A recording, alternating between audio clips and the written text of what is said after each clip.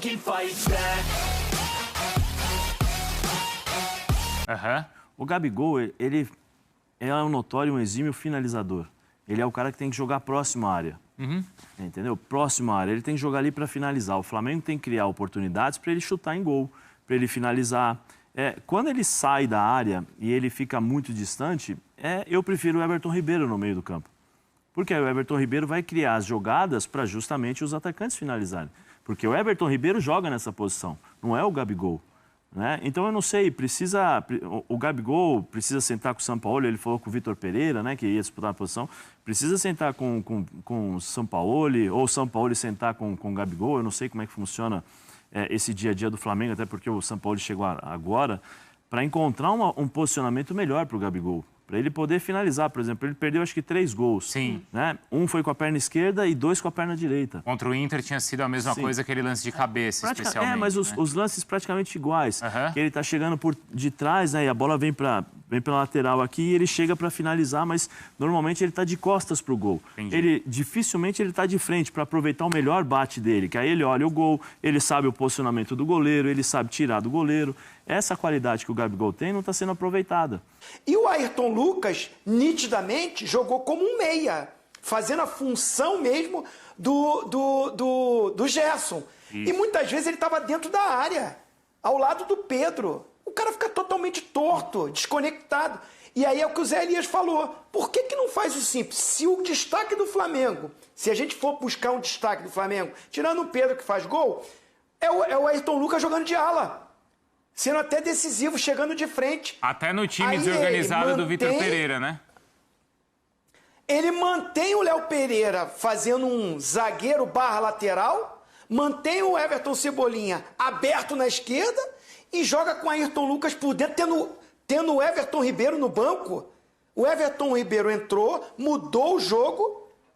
Né? Em 2, 3 minutos ele deixou o Gabigol 2 vezes na cara do gol. O Gabigol falou que só o Arrascaeta acha ele, o Everton Ribeiro achou ele 3 vezes.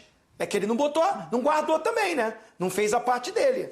Máximo de respeito, ele está iniciando um trabalho, tem as convicções dele. A que ele escolheu para o jogo de hoje, eu não concordei. E as mexidas que ele tentou fazer, eu também não concordei, né?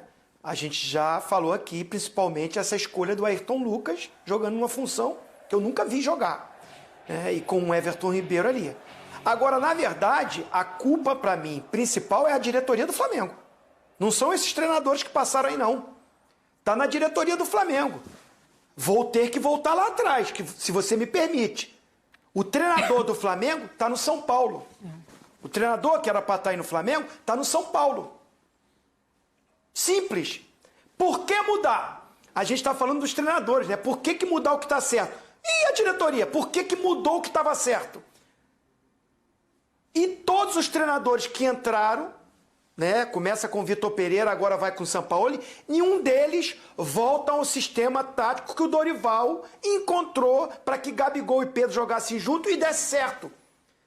Nunca mais o Gabigol jogou a mesma coisa que jogou com o Pedro ano passado, com o comando do Dorival. O Gabigol, além de fazer gol, era o garçom para o Pedro e responsável ou colaborador para o Pedro ir para a Copa do Mundo.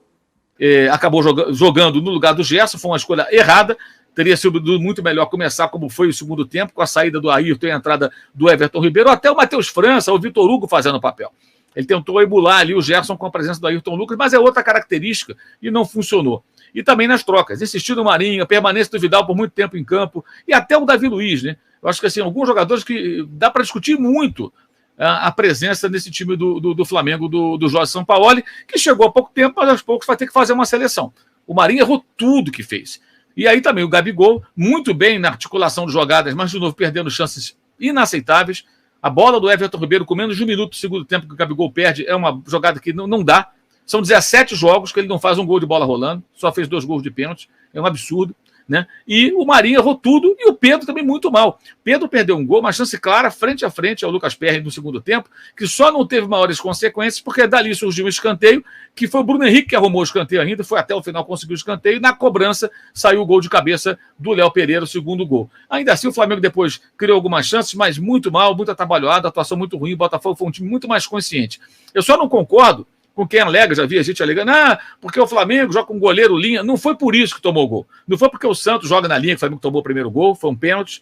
Não foi por conta disso que tomou o segundo gol, foi um escanteio, a defesa errou no posicionamento, o Danilo cabeçou sozinho. Não foi por isso que tomou o terceiro gol. Quando o Tietchan passou no meio de três jogadores, e foi embora livre na linha de fundo, cruzou o Tiquinho sozinho para fazer o gol. Esses erros coletivos, isso aí é erro que é culpa do técnico, do jogador, todo mundo.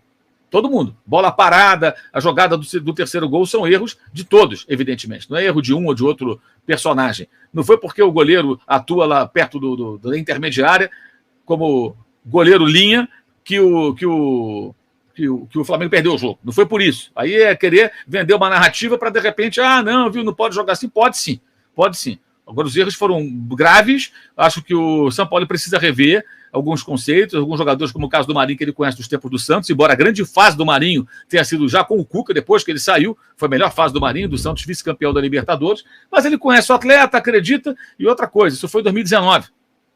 Né? Já se passaram aí 4 para 5 anos, e o Marinho não é mais o mesmo com relação à questão física, para as arrancadas, e muito sem lucidez para definir alguns lances, muito mal. Acho que o São Paulo precisa rever aí alguns conceitos, dá para ser muito mais interessante esse time do que foi. Não gostei também da saída do Cebolinha, que no segundo tempo estava até bem, deu um chute perigoso que o PR defendeu, fez algumas boas jogadas pela esquerda.